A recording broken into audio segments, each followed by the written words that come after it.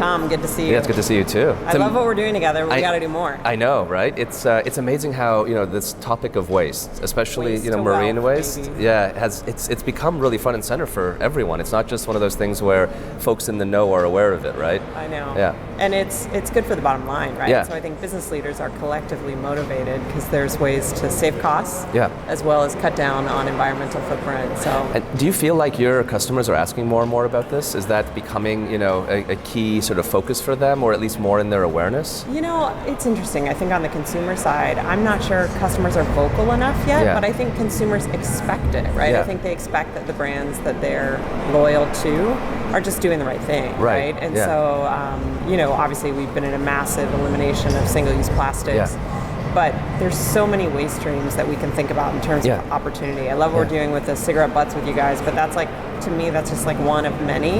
It's a good starting point, right? Because I found that there's build the system, right? Well, and there's different sort of styles of waste. It's sort of interesting that you have these things that are highly emotional. Totally. It's not necessarily, there's no logic to it in the sense of a plastic straw is such a narrow little small. nothing, but it has high emotion value. Cigarette butts, diapers, coffee capsules.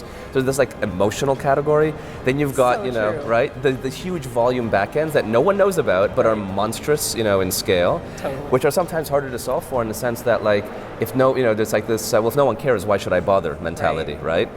That's so well said. My 12-year-old daughter asked me that the other day. She said, Mom, why does everybody care about straws? There's a lot more we could be doing.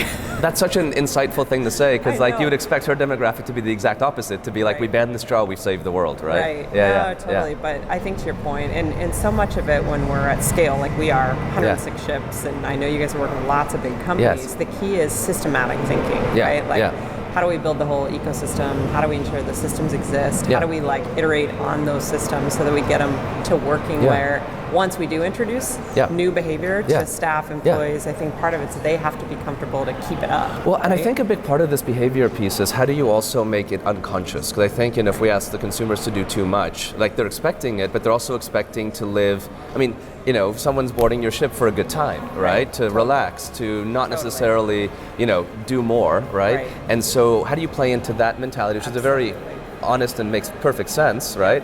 They shouldn't have to deal with it. They shouldn't. In many ways. And they should, and how is it also they can upgrade if possible, right? So it's not just, because many times I think the challenge in sustainability is it's asking to sacrifice, and it's take steps back.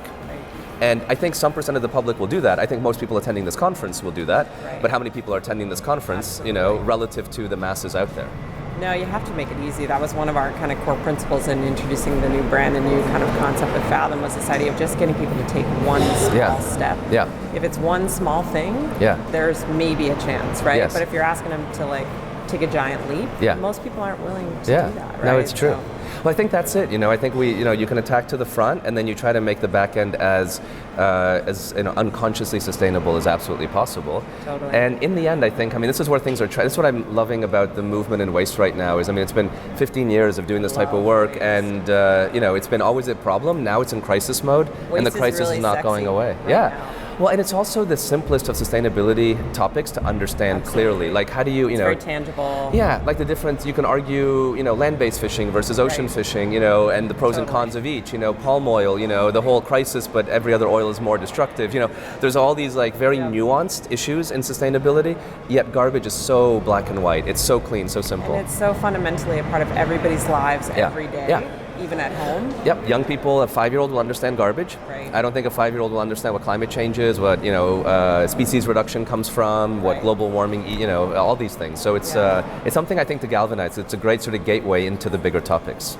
Totally. Well, it's fun to see you here. Yeah, it's good to see you as well. Yeah, right on. Good to see you as well.